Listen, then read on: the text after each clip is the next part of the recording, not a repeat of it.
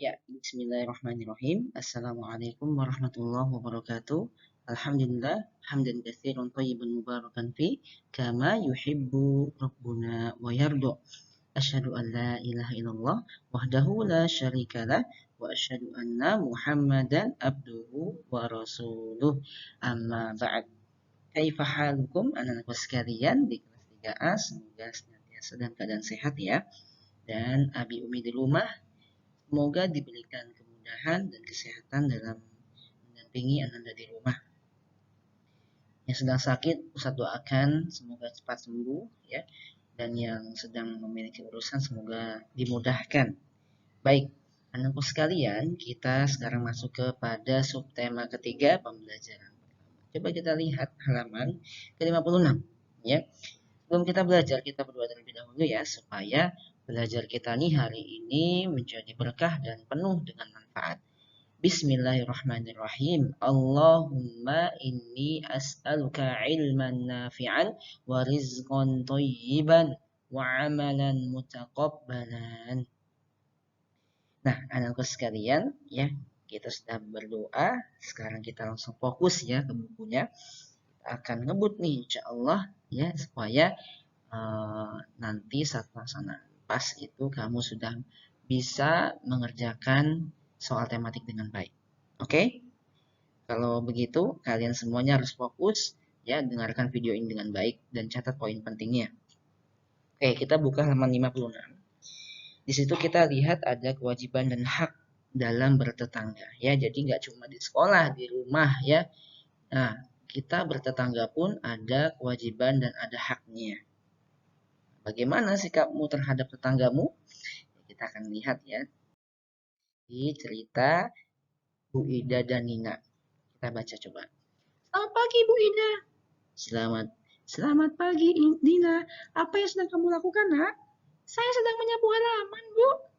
Rajin sekali. Nina, halaman memang sebaiknya disapu setiap hari agar tidak banyak daun kering dan sampah berserakan. Tentu, Bu. Seharusnya kita semua menjaga kebersihan lingkungan. Apa yang akan kamu lakukan pada sampah itu, Nina? Akan saya kumpulkan di tempat sampah, Bu. Usul Ibu, sebaiknya sampah daun kering dijadikan kompos saja, Nina. Kompos itu adalah pupuk ya, kata Nina. Baik, Bu. Terima kasih atas sarannya. Nah, ya, jadi di sini ada percakapan antara Nina dan juga Bu Ida, ya. Nah, Nina dan Bu Ida ini bertetangga, anakku sekalian, ya. Nah, meskipun mereka berbeda nih, misalkan sukunya ada yang dari Jawa, Sunda, ya, kemudian ada yang dari Padang, ya, mungkin ya, mereka tetap saling menghormati. Ketika bertemu dengan tetangga, Nina selalu memberi salam. Ia menyapa tetangga dengan santun, ya, seperti ini contohnya, ya. Jadi ketika ada tetangga kita, ya, lagi kalau kita kenal, ya, kita seharusnya memberikan salam, ya, kemudian kita sapa dengan baik.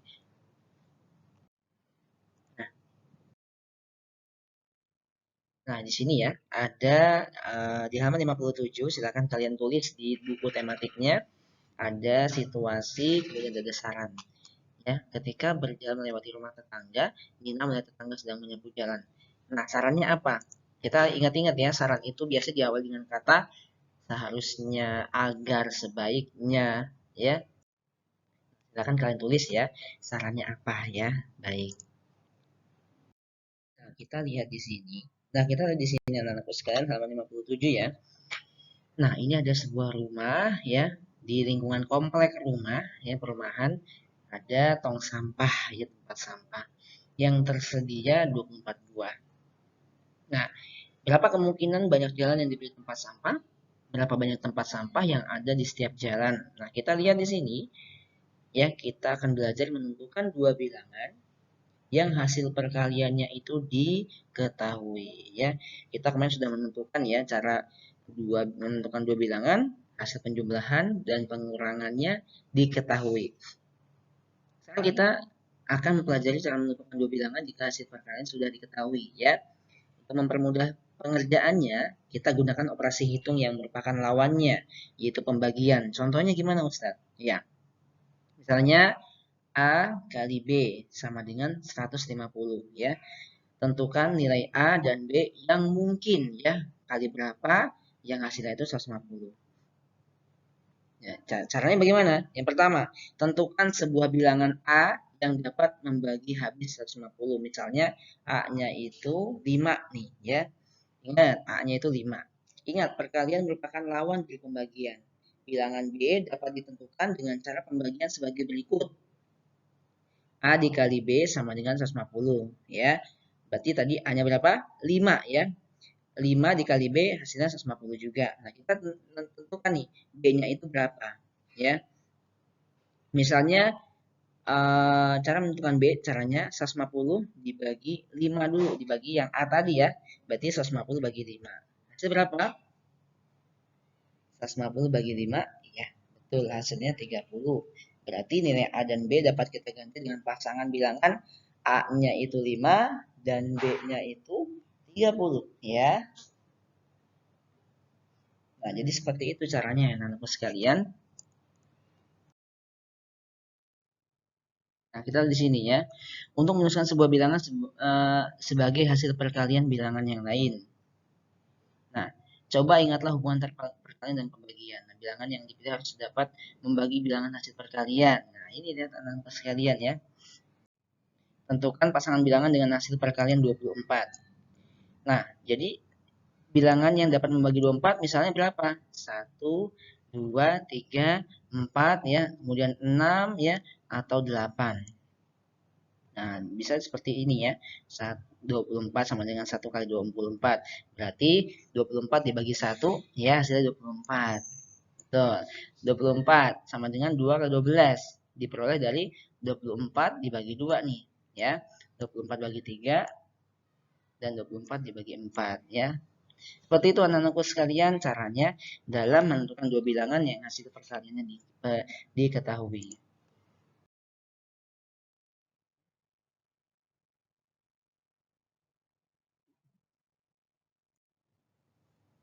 Nah, ya, kita sekarang melihat di sini ada gambar ya hasil kreasi motif dekoratif ya. Nah, kita lihat di sini ada gambar apa nih ya? Segitiga, kemudian bulat ya. Kemudian ada persegi ya. Nah, kalau ini namanya trapesium ya dan lainnya. Nah, kita sudah belajar tentang gambar dekoratif ya kemarin. Jadi gambar dekoratif ini banyak ditemukan pada benda karya kerajinan, misalnya guci, lemari, ya, atau kain batik. Tujuannya apa? Yaitu memberi kesan indah pada gambar, pada benda yang digambar. Nah, gambar dekoratif juga akan terlihat lebih indah jika diberi warna yang sesuai. Nah, bentuk gambar dekoratif pun beragam, misalnya bentuk hewan, tumbuhan, dan geometris. Nah, lihat ya, contoh-contohnya di sini ada bentuk-bentuk yang sangat kreatif ya di sini ya. Ada seperti bintang-bintang ya. Dan di sini ya Masya Allah ya, warnanya juga bagus. Ya, di sini juga dan di sini juga. Ini namanya motif dekoratif.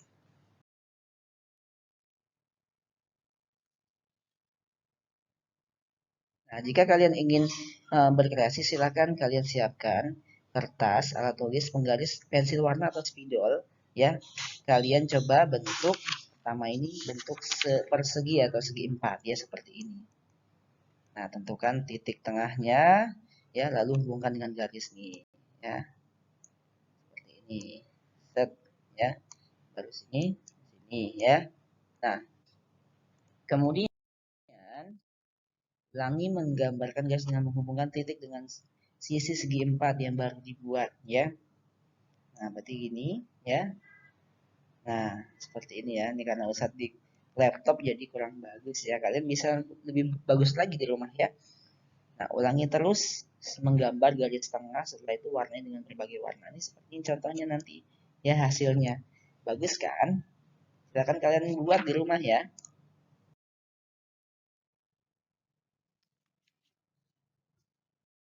Nah, ya, tadi kita juga bahas tentang matematika ya. Kita lanjut lagi nih. Ibu Nina dan para tetangga menyiapkan 450 kue untuk santunan bagi anak-anak yang kurang mampu. Jika setiap anak akan menerima kue sama banyak, berapa banyak anak yang dapat diberi kue, berapa banyak kue yang akan diterima setiap anak.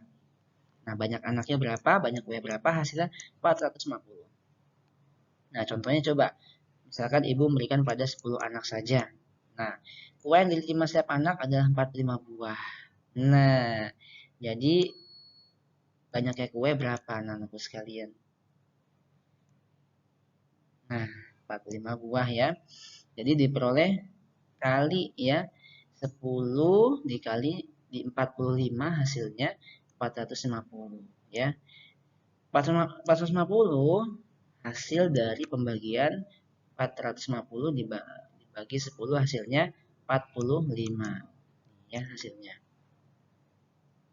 Jadi tinggal dibalik-balik saja anak-anakku sekalian ya.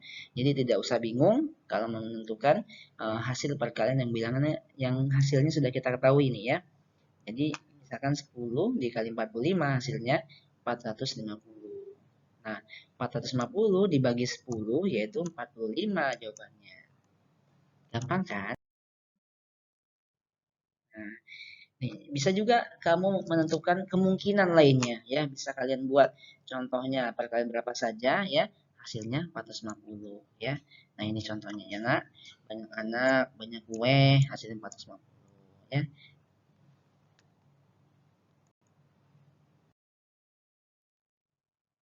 Nah, ini juga gambar hiasan dekoratif ya. Jadi banyak ya kain dekoratif itu kita temukan pada kain batik ya. Jadi ini gambar dekoratif ya. Kalian masih ingat nggak unsur-unsur gambar dekoratif? Nah, unsur-unsurnya itu meliputi garis, ya, ada bidang, ya, kemudian ada warna. Nih warnanya bagus ya. Nah, ini jadi unsur gambar dekoratif ya. Ini sudah terpenuhi di gambar-gambar ini ya. Meliputi tadi tiga, garis, bidang, dan warna.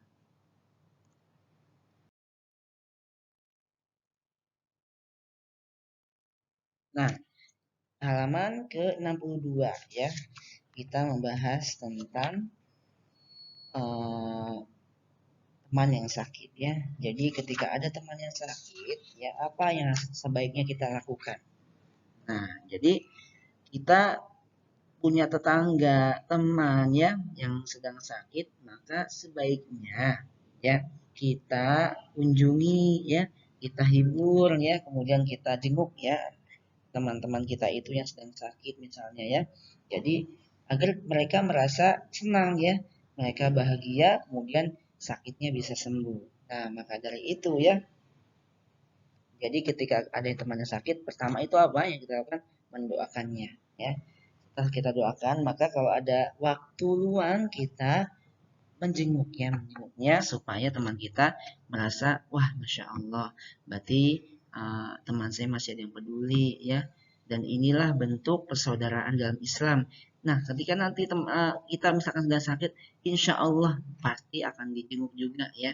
Maka dari itu ya, ketika kita menjenguk, maka kita akan mendapatkan pahala anak-anak sekalian. Nah, kita lihat di sini ya. Jadi tadi ya, ketika ada yang menjenguk itu apa yang sebaiknya kita bawa ya?